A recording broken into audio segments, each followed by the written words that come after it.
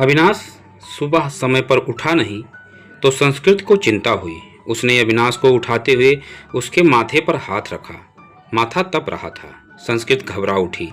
अविनाश को तेज बुखार था। 2 दिन से वह खांस भी रहा था। संस्कृत ने कल इसी वजह से उसे ऑफिस जाने से मना कर दिया था, मगर आज तेज बुखार भी था। उसने जल्दी से अविनाश को दवा खिलाकर माथे पर ठंडे पानी की पट्टी रखी।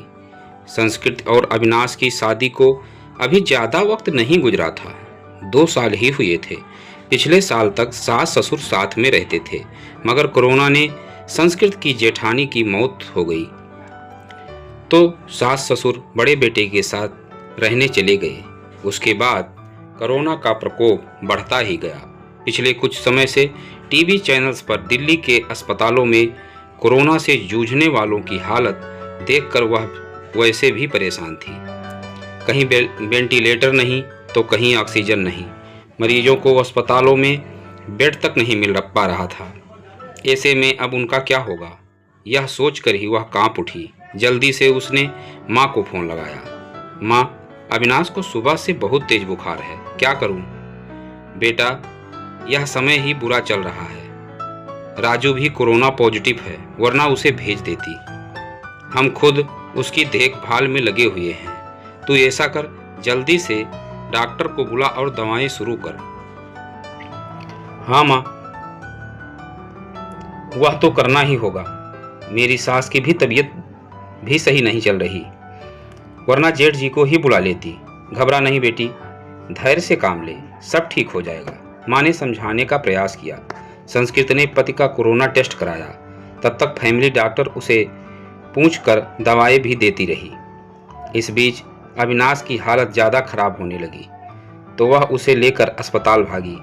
2 अस्पतालों से निराश लौटने के बाद तीसरे में मुश्किल से बेड का इंतजाम हो सका। सास ससुर और जेठ भी दूसरे शहर में थे, सो मदद के लिए आ नहीं सके। वैसे भी दिल्ली में लॉकडाउन लगा हुआ था।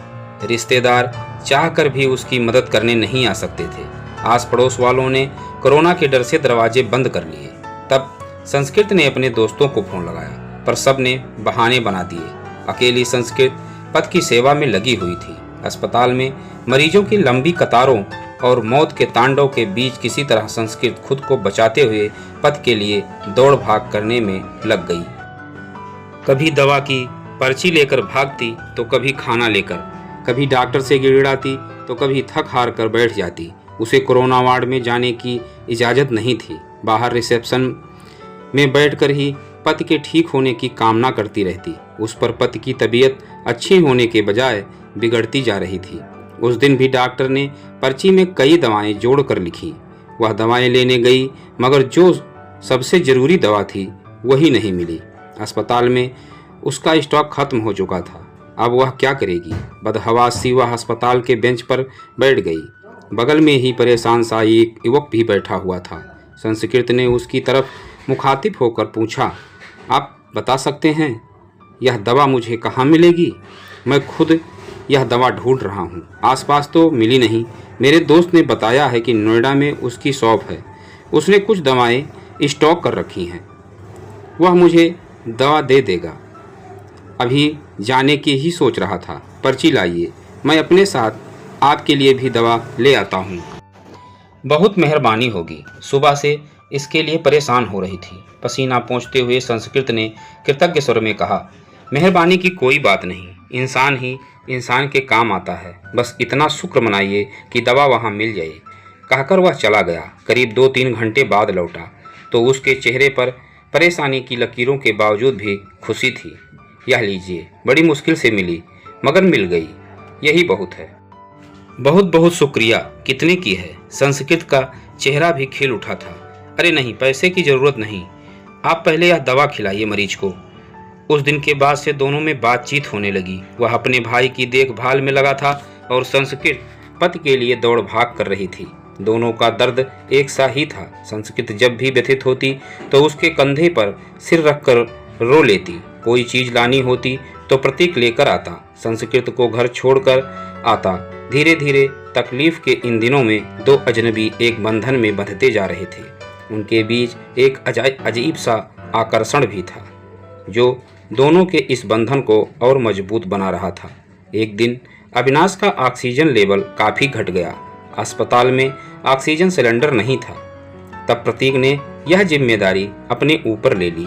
पूरे दिन कड़ी धूप और गर्मी में लाइन में लगाकर आखिर वह ऑक्सीजन सिलेंडर लेकर ही लौटा था। उस दिन संस्कृत ने पूछा था, आप मेरे लिए इतना कुछ कर रहे हैं, इतना ख्याल रखते हैं, मगर क्यों? मैं तो आपकी कुछ भी नहीं लगती। फिर बताओ ना, ऐसा क्यों करते हो? पहली बात, हर क्यों का जवाब नहीं होता, और दूसरी बात, हम दोनों हम सफ़र नहीं हैं तो क्या हुआ, हम दर्द तो हैं। आपके दर्द को मैं बहुत अच्छे से महसूस कर सकता हूँ। आपकी तकलीफ़ देखकर मुझे दुख होता है। बस किसी भी तरह आपकी मदद करना चाहता हूँ। एक अनकहा सा मगर मजबूत साथ महसूस कर वह गमों के बीच भी मुस्कुरा उठी थी। धीरे धीरे अविनाश की तबीयत और भी बिगड़ गई और उसको वेंटिलेटर पर रखना पड़ा। अस्पताल में वेंटिलेटर्स की भी कमी थी। कई वेंटिलेटर्स खराब हो गए। बदहवासी संस्कृत ने प्रतीक को फ़ोन लगाया तो पता चला कि उसके भाई को भी कहीं और शिफ्ट करने की नौबत आ गई है। आप चिंता ना करो संस्कृत जी, मैं अपने भाई को जिस अस्पताल में ले जाकर जा रहा हूँ, आपके पति को भी वहीं लेकर चलता हूँ। वहाँ वेंटिलेटर की सुविधा है और डॉक्टर्स भी अच्छे हैं। प्रतीक ने उसे ढांढस बनाया और फिर जल्दी ही शिफ्टिंग की सारी व्यवस्था कर दी। शाम में सब निबट गया तो प्रतीक का हाथ पकड़कर रूधे गले से संस्कृत इतना ही कह सकी, आप नहीं होते तो पता नहीं क्या होता। मैं नहीं होता तो कोई और होता। अच्छे लोगों की मदद के लिए कोई ना कोई आ ही जाता है। ऐसा नहीं है प्रतीक जी, मैंने अपने दोस्तों, पड़ोसियों और परिचितों सबको देख लिया। इस कठिन समय में कोई भी मेरे साथ खड़ा नहीं। केवल आप हैं, जिसे 4-6 दिन पहले तक मैं जानती भी नहीं थी। आज लगता है ऐसे आपके बिना रह ही नहीं सकती।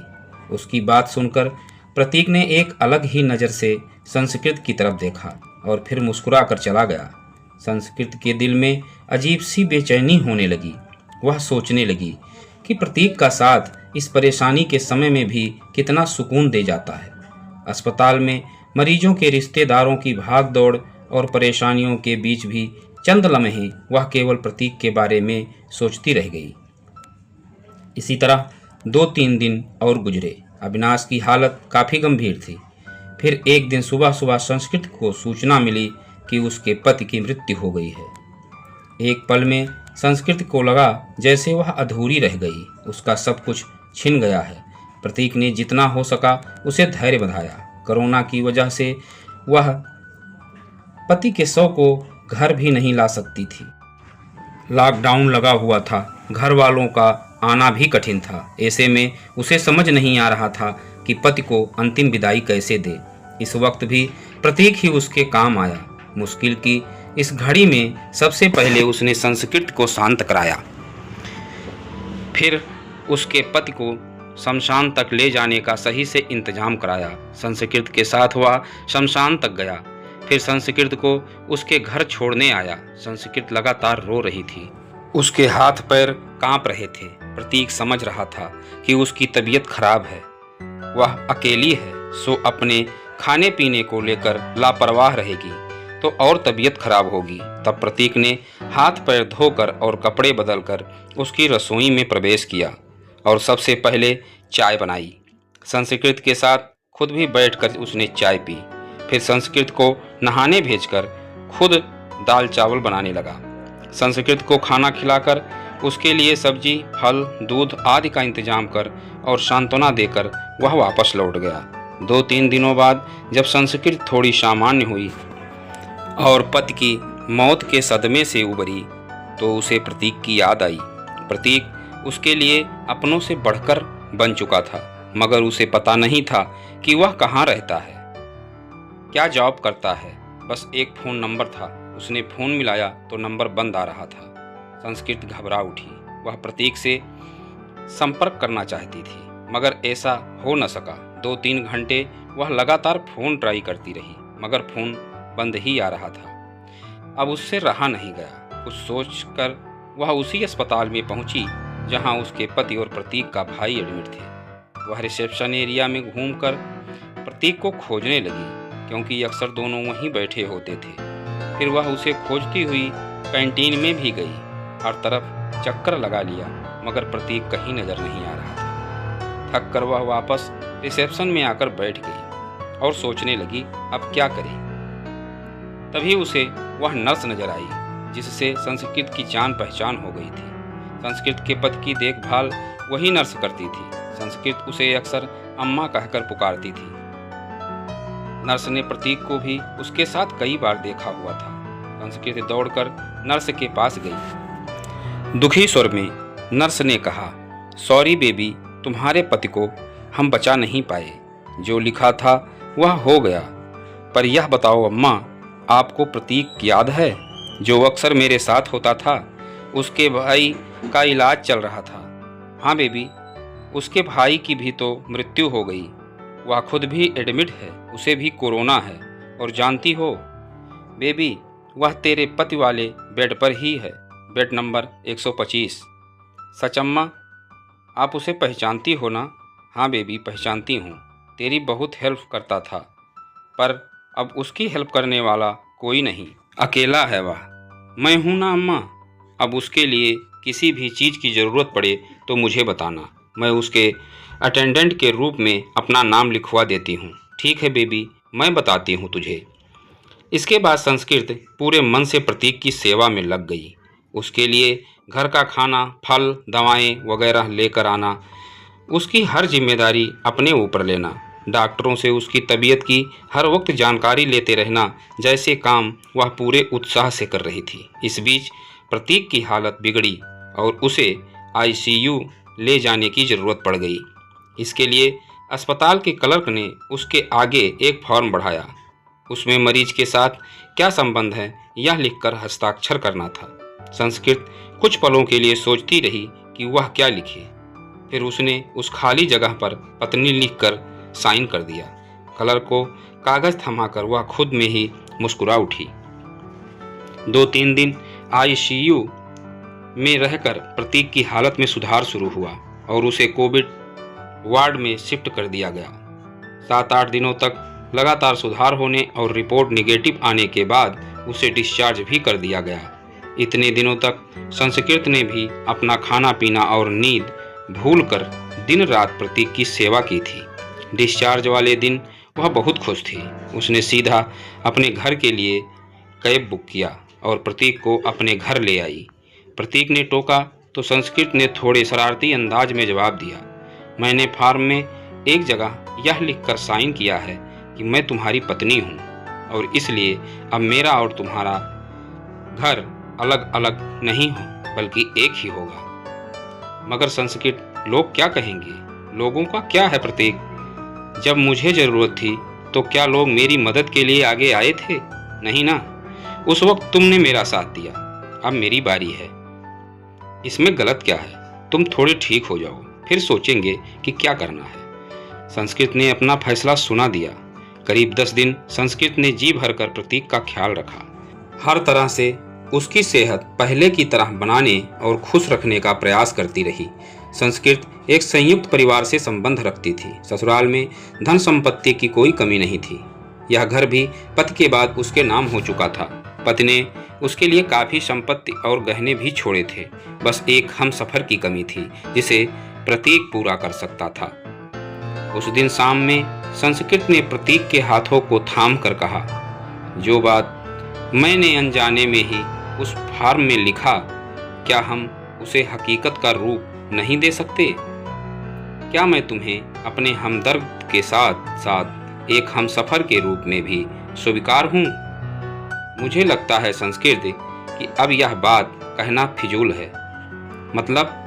मतलब यह कि तुम ऑलरेडी मेरी हमदर्द और हमसफ़र बन चुकी हो। हम हमेशा साथ रहेंगे। तुमसे बढ़कर कोई और मेरा ख्याल नहीं रह सकता, कहकर प्रतीक ने संस्कृत को गले से लगा लिया। दोस्तों, यह कहानी आपको कैसी लगी? कमेंट बॉक्स में कमेंट अवश्य करिए। मिलते हैं अगली कहानी के साथ। तब तक के लिए जय हिंद, जय भारत।